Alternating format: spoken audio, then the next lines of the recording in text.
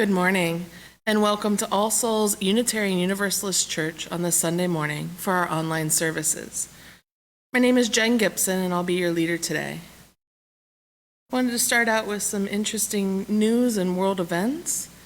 What has become known popularly as the Christmas star is an exceptionally bright planetary conjunction, easily visible in the evening sky over the next 2 weeks,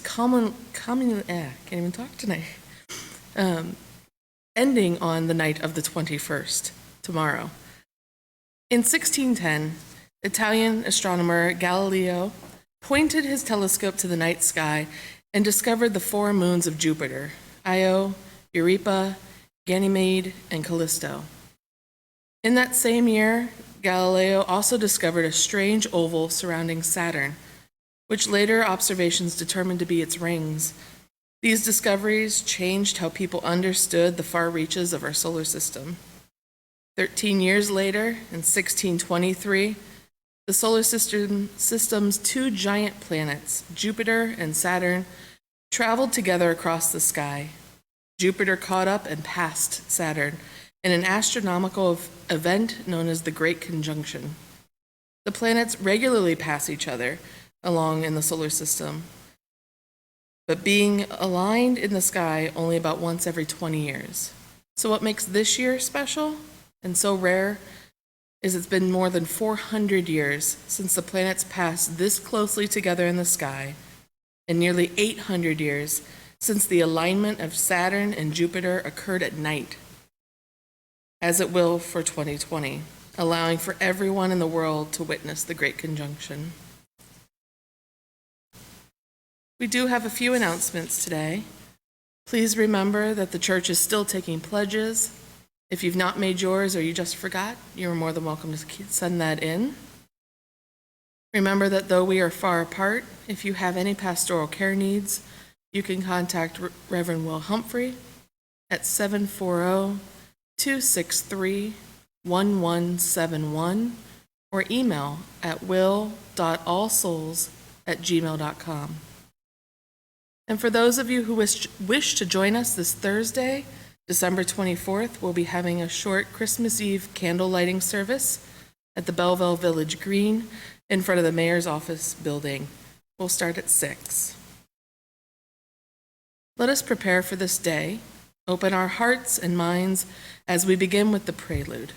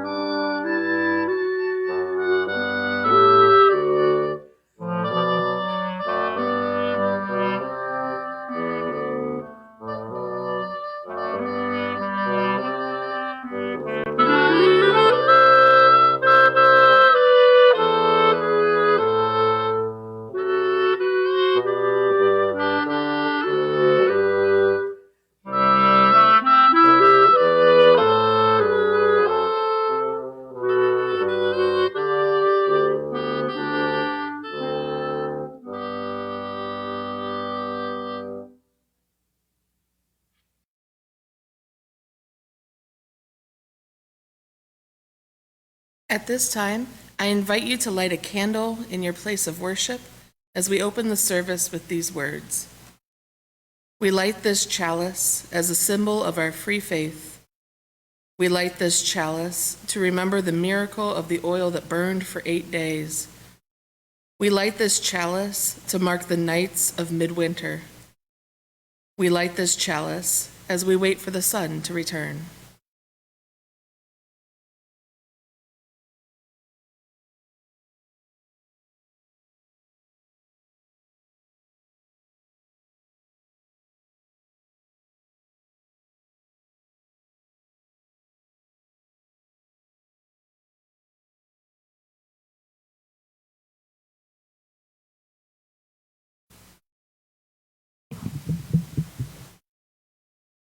At this time, we have a song from our speaker, Christopher Reynolds. It's an old Appalachian song called Winter Grace. This is the time we love so well, the time of all the year, when winter calls with chilling breath for fireside and good cheer. Time for all of us to spend and feel the season turn,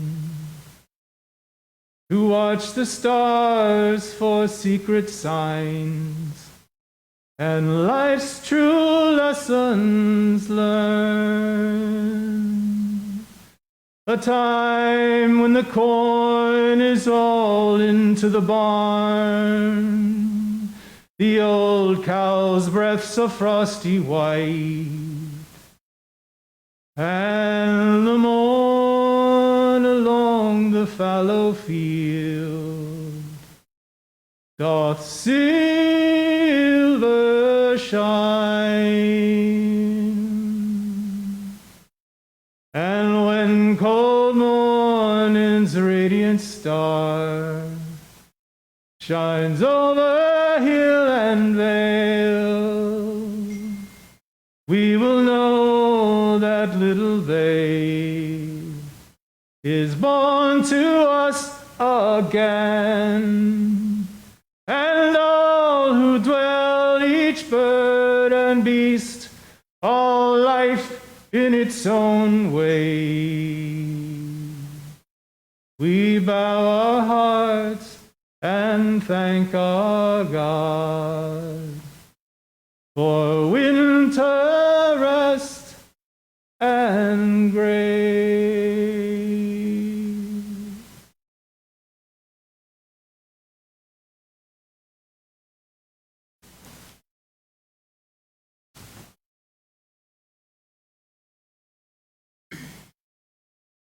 We will now take a moment for you to share your joys and concerns.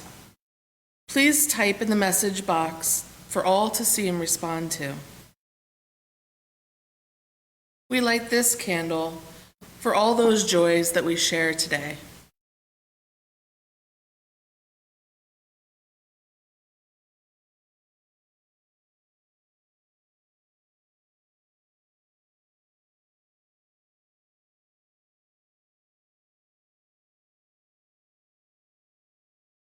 We light this candle for all those concerns that we share today.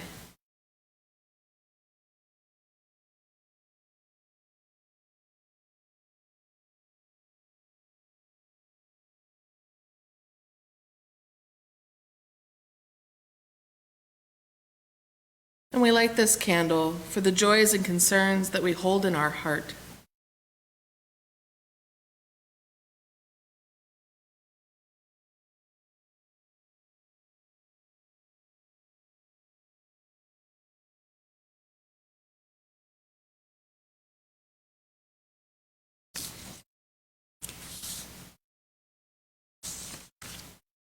We'll now have a pastoral prayer from Reverend Will.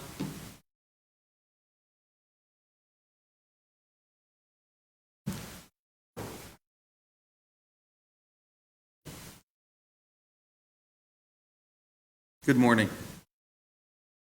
On this fourth Sunday of Advent, we welcome the coming of light,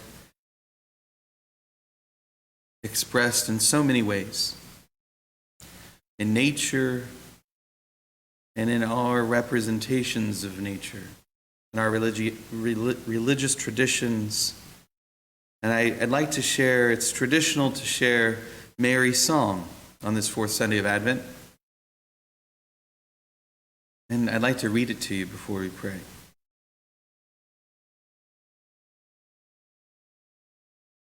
Mary said, "I am bursting with good news, with God's news, and dancing the song of my Creator. I am the most fortunate woman on earth. What God has done for me will never be forgotten. The God whose very name is holy, the name of love, set apart.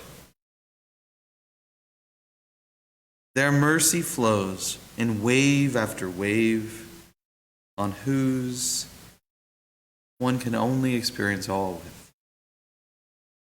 Their bared arms showed their strength and scattered the bluffing braggarts. They knocked tyrants off their high horses and pulled the victims out of the mud. The poor and the starving sat down at a banquet, and the callous rich are left out in the cold. They embraced their chosen child, Israel, and they remembered and piled on mercies, and piled them high. This is exactly what they promised, beginning with Abraham and all up to today. As we look at our traditions, and we look at meaning making, and we look at how the darkness is suddenly going to be turning away with the coming of the solstice, and we look at the promise of Christmas and our traditions, and we look to each other, let us remember that peace can come from within, and peace can come without. Will you pray with me? Spirit of life, Spirit of love, Spirit of Christmas, give us peace in all of our connections. Give us peace as we look inward at ourselves. Give us peace as we look outward at our friends and our neighbors and our community. And let us experience a oneness with all. Amen.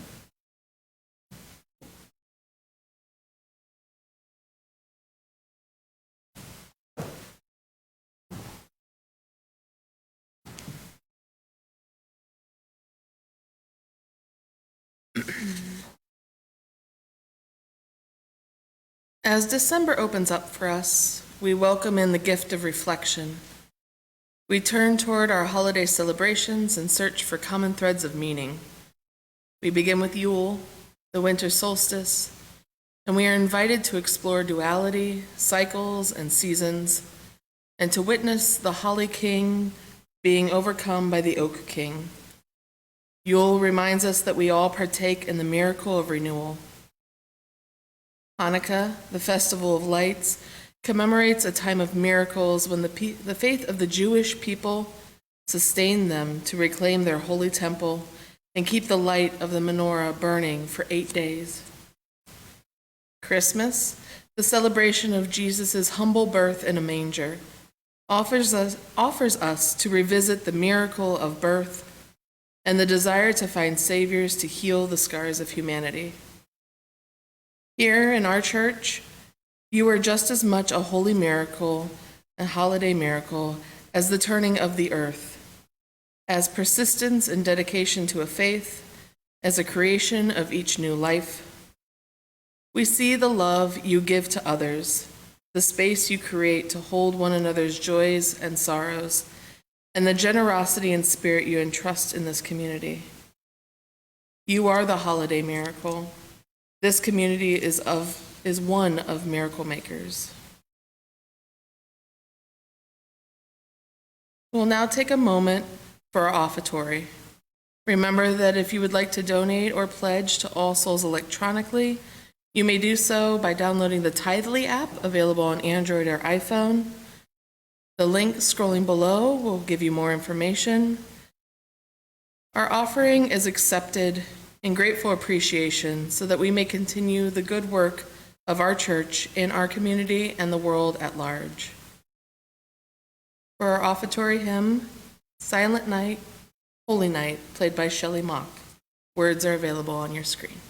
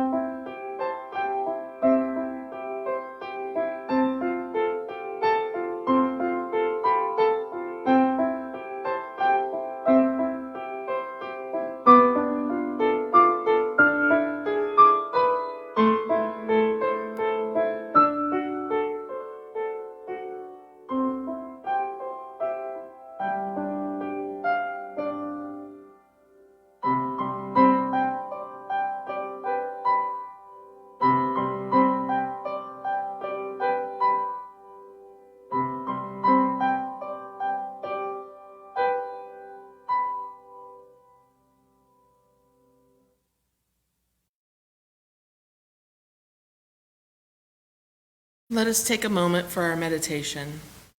This comes to us from Christine Robinson. We join our hearts and minds together in a time of meditation or prayer, spoken, silent, sung, or shared. It is a precious time, and all precious times want preparation. So I invite you to settle yourself in a straight posture, both feet on the ground. Take in a deep breath. Hold it until you notice you need to breathe out, and relax.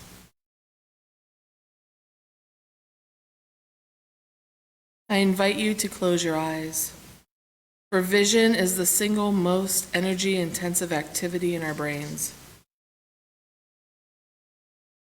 These next few days are the days of the winter solstice, a time when those who are very attentive to the skies note that the sun, which has relentlessly moved southward on the horizon since last June, seems to pause on its journey before climbing northwards to center again.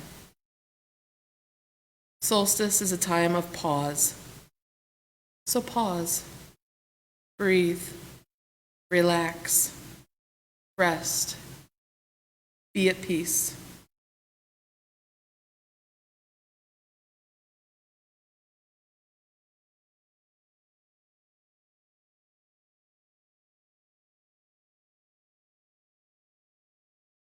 Spirit of winter rest, Help us to enjoy your peace in this quiet place. Remind us to pause during this season. Grant us awareness. Keep our gratitude fresh each day. May the songs in our heart be blessings and insights to us and to others, and may compassion always shine forth from the depths of our heart.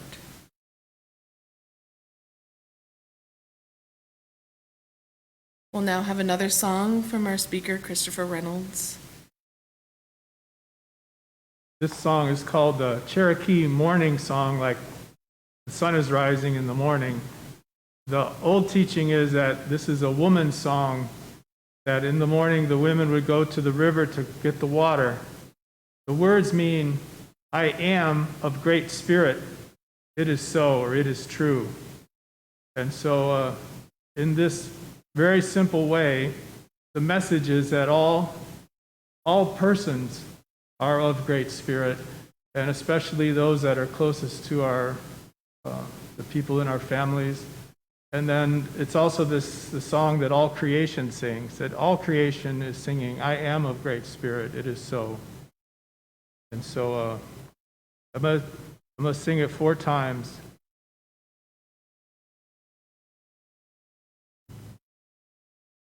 When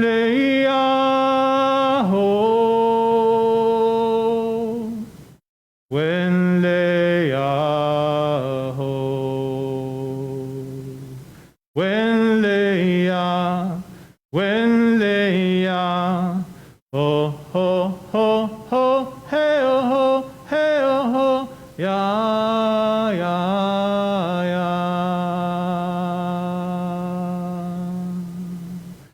when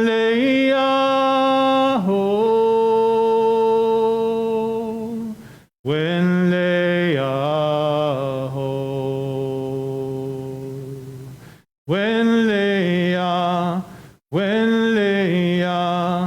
oh ho ho ho hey oh ho hey oh ho ya ya when when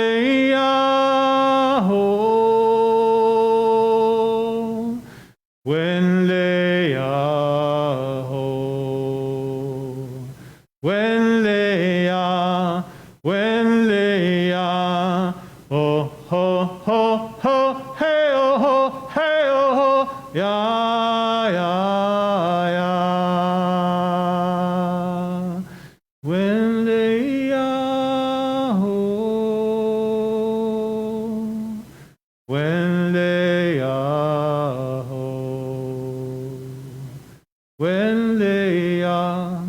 when oh ho ho ho hey oh ho hey oh ho ya ya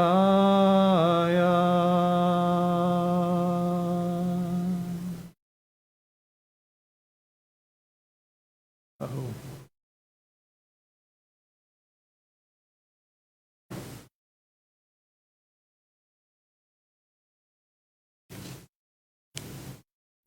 Our word Noël comes from the Celtic Nowel, which means new sun. Feeling the increased darkness and cold in December goes with sunrise slowly moving from east to southeast and sunset from west to southwest. At winter solstice, the moving points of rising and setting hold still. Solstice. After winter solstice, light increases as sunrise and sunset slowly move northward. This was imagined as the birth of a new sun by our ancestors, not only from Europe, but also in Ohio, where the Fort Ancient sacred site still marks the sunrise of winter solstice. A firelight at the time of the new sun is a ritual meant to align our lives with the life of the coming year. Today, Christopher Reynolds invites us to a fire of solstice with a demonstration of how to make sacred fire, as well as the mental updates necessary for modern persons to take it seriously. The old understanding of air, fire, earth, and water has evolved to our current state, four states of matter: gas, plasma, solid, and liquid. The gift of modern culture is to know that in the galaxy and known universe, when and where we live, the most common state of matter is plasma. While it does appear on Earth as northern lights, lighting, static electricity, plasma is in the state of all living stars. On our 4.6 billion year old planet orbiting a 4 to 6 billion year old yellow dwarf sun, we are called to a new reverence for all life. Christopher Reynolds, you have the lectern. Thank you. Thank you for inviting me. I don't want to be any other place, at any other time, in any other moment, the last 800 years or 400 years, than right here, right now. And so thank you so much. Thank you for having me, and thank you for those of you who are watching. I had spoken last time about that what we're in, the COVID and the Black Lives Matter, are the manifestations of an earth that's in a rite of passage. And last time I was here, I talked about there are 9 themes of a rite of passage that deserve us taking a look at it and to re-up our understanding of it. And so I do my own homework, and I would like to start where I left off last time and then step into the new one, because the two are connected. It's the same theme, just taking it to the next level. So the 9 themes of the rite of passage are contemplation of death, a strong sense of inferiority, shadow, being not good enough, feeling like you're evil, a first falling in love, entry into the mysteries of gender and sexuality, a name change, unexplained illness and accidents that take you out of normal life, a deep need for beauty, loyalty to friends, thoughts and experiences of God and religion that may never come again, and a desire for meaningful ordeals that test what you're made of, to have a meaningful rite of passage. And so I shared last time that as my father was passing, he spoke about being at a train station wanting his mom to come get him, and second, his bed turned into a boat, and he was folding sails and moving around, and he was in this time. And at that time, the doctors that were in the hospital where I was said, "Oh, his calcium is up really high. He's confused." And so I had sort of taken that to heart, what they said about him, until a friend of mine hooked me up with this book, Final Gifts. Since the 70s, the study of death now includes a last step. And the last step is that a person just before crossing over spends a period of time speaking metaphorically and symbolically about a journey and about preparing for a journey.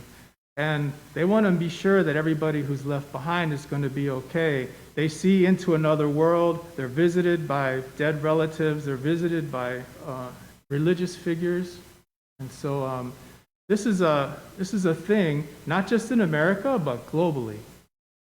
And so how this fits into what we're going to talk about today is that there's these 2 ways of looking at the world that if you are aware of them, they can help you move forward through the time that we're in today and to understand what a sacred fire is. And if you're not aware of it, then get this book and read it. It's pretty good. But this description that everything is metaphor and that there are visitations of spirits, this is a description of sacred space. And our culture has lost the ability to understand that in sacred space, everything is symbolic, allegory, and gestures that look like one thing represent something else. So my father folding the sheet, he's imagining he's folding a sail, even though it's a simple gesture like this on his bed.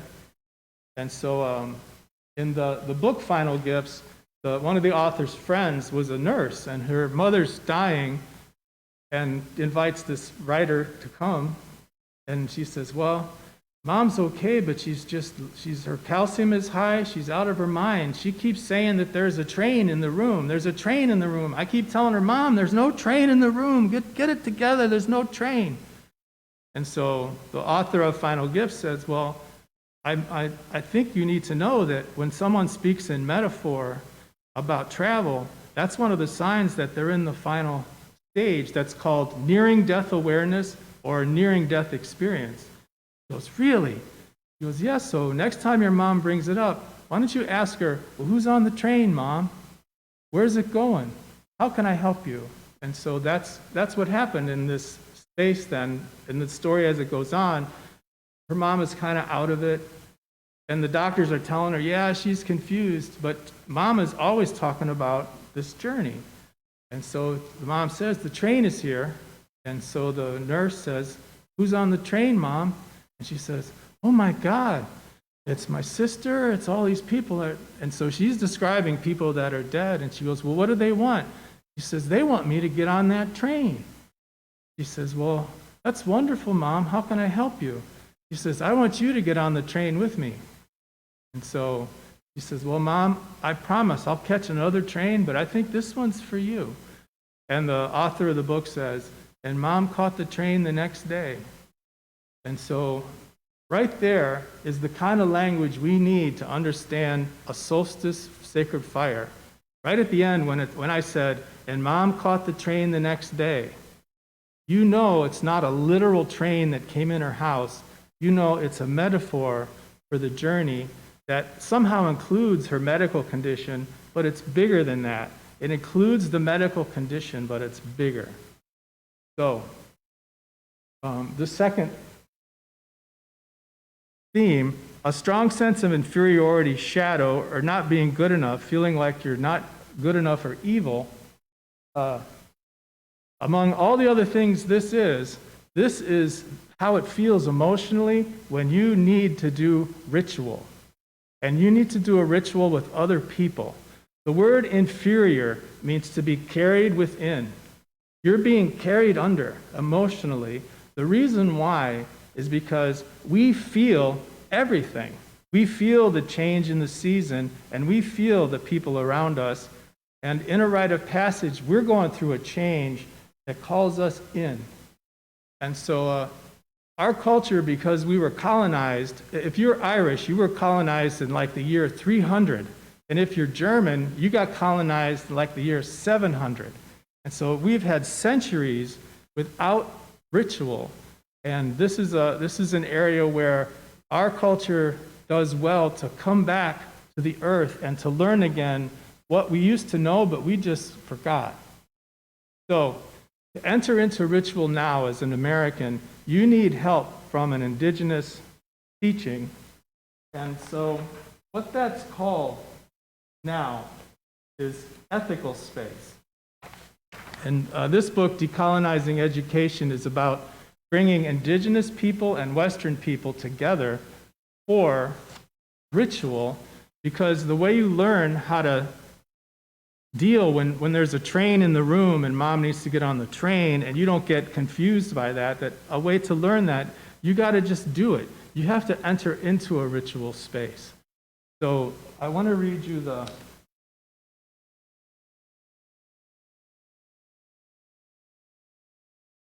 a description of what ethical space is.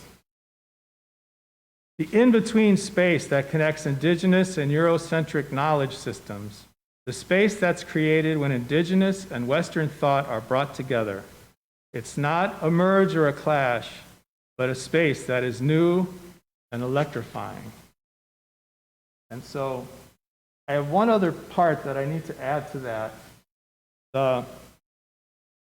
What makes ritual space, what makes truly ethical space ethical, is that you have to come because you care about the other people more than yourself.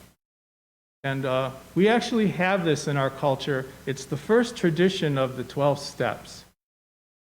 So I want to have these two together to talk about what it is to come to a sacred fire then. So the first tradition in the 12 steps in Alcoholics Anonymous is Our common welfare should come first.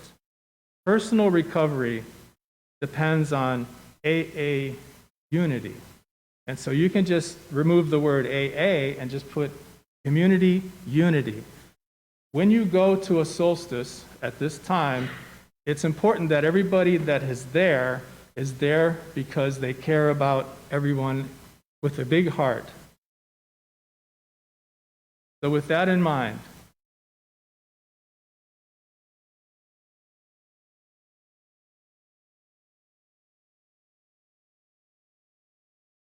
the way they understand coming into a ritual, I'm inviting you now. So we're in this space of where West and the indigenous meet, is the traditional symbol of wholeness is the medicine wheel that looks like this.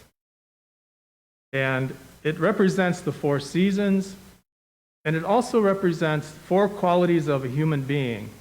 The north is the mind, the yellow is the emotions, the east, red is south, the body, and black is the spirit. There's lots of other ways to read this. This is one from around the Great Lakes. And what happens as we live, because it's not our fault, we kind of have fault lines, and we get split apart. Part of us gets broken off. So I've got one here where mind and emotion get split off from body and spirit. And then here's one where the emotions are just split off and gone over there.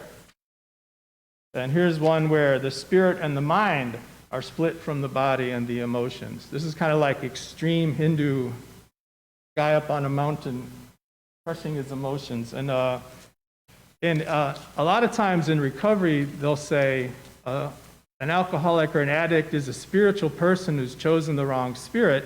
The way that would look on a medicine wheel is that the spiritual part is like split off over there. And for you to get put back together, to look like this, you can't do it by yourself. You come together with a community, and you come together with all of nature, and you come together when nature is in a process of a change itself. So this is why you do a ceremony at solstice, and you do one at equinox, and you do one at the other solstice, and you do one, because everything is in motion, and it's set up because what worked 3 months ago won't work now. When you come into sacred space, they'll use sage. This is a stick of sage. And sage is to help you remember. It's to help you remember that no matter what happens to you, you are always whole. You're never not whole. You're always this. So that's that song I sang. I am Great Spirit. It is so. I am Great Spirit. It is so. If you see someone smudge another person, they'll trace a line outside the body of the person. They'll trace a circle or they'll follow a shape. The teaching is that the body is inside the soul. And so what they're doing there is reminding the person. And so sage is a reminder. This helps you remember that you're whole. So we actually have this in our own tradition. And the way it is taught, at least back in the old days, is using the Platonic forms. So I brought them, I'm going to show you in a second. So in a native ceremony, in an indigenous one, they're going to use sage to help you remember you are Great Spirit. In ours, the teaching that I am Great Spirit looks like this. So it's a sphere. This is the first of the Platonic solids. And the Greeks use geometry and they use math to do the same kind of teaching. So you'll remember that you are of Great Spirit. In the old teaching, this is the symbol for the one that you are, but you need to know that it's coming from an idea of one that looks like this. This is what's called the Fibonacci sequence that goes 1, 1, 2, and this expansion is important, but look how there's a doubling of the 1. So this 1 in the tradition that we're from isn't this original 1, it's the second 1. And the original 1 is imagined just like in the smudging. It's all around you, and it's in you. It's infinitely large and infinitely small, and you are inside of it. So, when you get knocked up and in trouble, beat up by life, not knocked up, but beat up by life, when you come back to your own tradition and you remember that you are one, what you're remembering is that nothing can break you from the one that you already are. So this is how we sing the song, I am Great Spirit. It is so. We have this, it's just that depends on who teaches you. The next one that comes up is the symbol for fire. And this is the other part that you need to do a solstice fire ceremony. It's a tetrahedron, and it's the symbol of fire. I'm just going to go through the others to come back to this in a second. The symbol for earth is a cube. The symbol for air is an octahedron. The symbol for water is called an icosahedron. And the symbol for spirit, meaning the all, is the dodecahedron. Just like with the sage, these are touchstones of memory. They're here to help you remember what you know you are, but you just forget. They're touchstones so you can remember who you are. They're touchstones so you can remember. So you can remember that you are this. You are of great spirit. So, fire is interesting. In the old teachings, if nobody shows you the next part I'm going to show you, you don't understand anything that I'm talking about. So this is the key to unlocking the whole thing. There is a shape that in the Greek tradition is called the chariot. And so I'm going to put it on my little cloth here. So the chariot is actually two tetrahedrons, one a fire that burns up and a fire that burns down. A fire that burns up and a fire that burns down. So it's two of these. The fire that burns up and the fire that burns down is another way to say what was said in the number 1. A fire that burns up and a fire that burns down is how you say, I am who am. I am who am. In our own tradition, you don't worship I am who am. You are I am who am. And you're helping everybody else to be I am who am. And it's hard work, hard to do. The way you connect the fire that burns up with the fire that burns down in our culture is called the transcendent function. And here's the book, The Transcendent Function. It's an old idea that it's a way to update I am who am. So this says that you need to connect your waking self with your dreaming self. So, to do a sacred ceremony for solstice, you enter in because you care about everybody else. You remember that you are of great spirit, and so are they. And you remember, for this to work, you have to remember your dreams going forward, that the dreaming is the other part of this. So,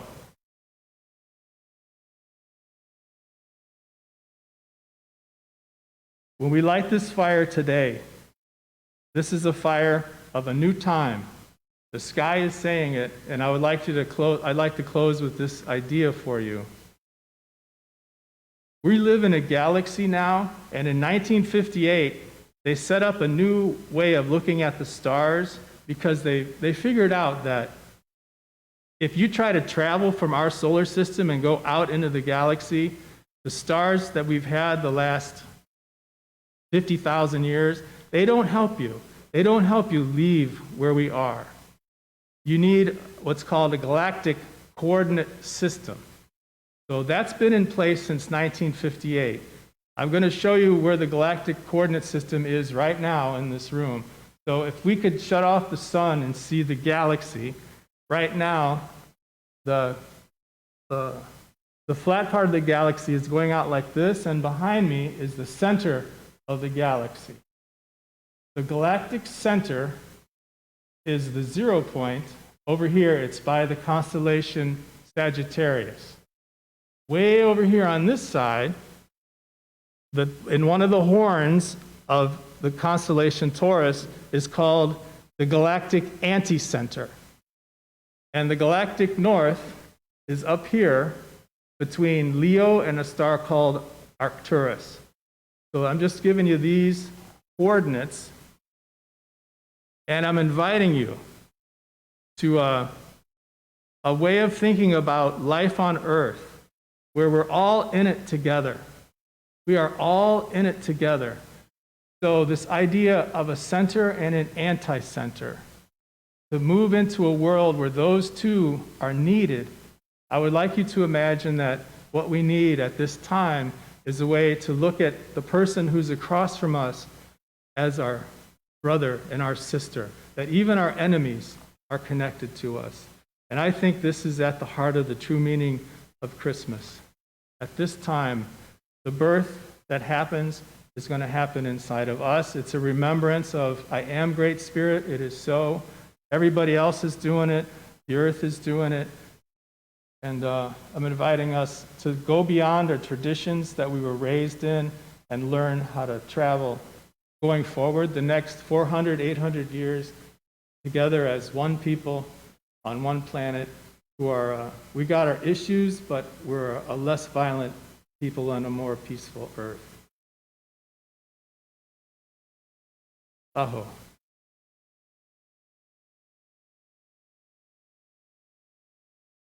Well, I guess I would like to say one more thing.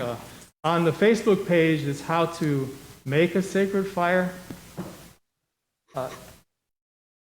I'll use this. The way to pray in all the old traditions, this is a simple way to think about it, is you bring your mind to your heart and feel everything.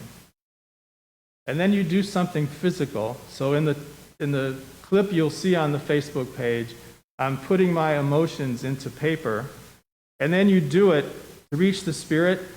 You be like Great Spirit. You offer it for the whole world, even the people you don't like. You do it for the whole world, and then all of a sudden you know something that you didn't know before, and then you do it again. And so this is how our heart beats, from expanding all the way outward to coming inward again. This is the seasons of the year, and this is how you pray in the old way for all beings and all times and all places. And that's there's just a little short clip on the Facebook page. Now I'm Aho. Thank you, Christopher. Would you like to do your song? Yes. So I would like to sing the Winter Grace song again. And I'm inviting you to hear it in new words, hear new things in the words. So to hear the same old song in a new way, with the ideas that I just shared. So here's Winter Grace. First time for the music, second time for the words.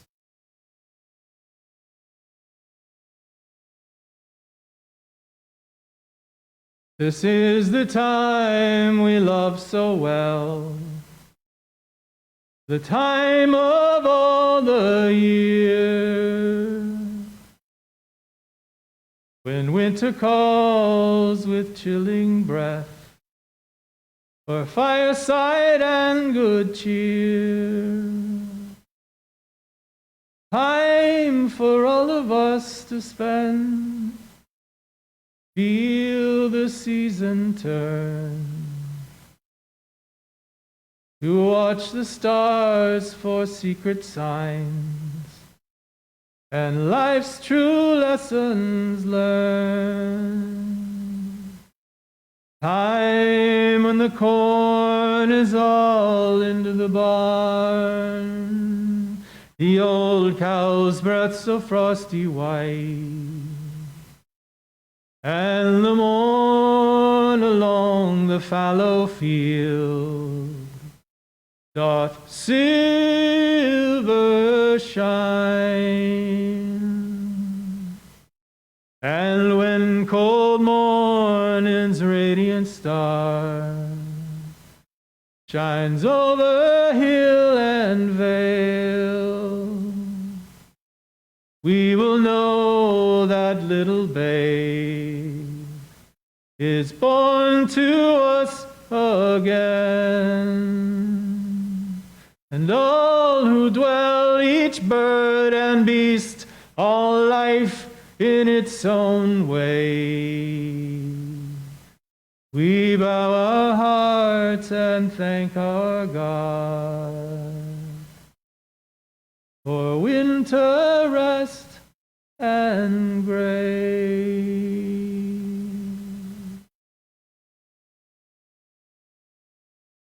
Amen. Again, thank you, Christopher, for your wonderful talk. We close this service and extinguish the chalice with these words.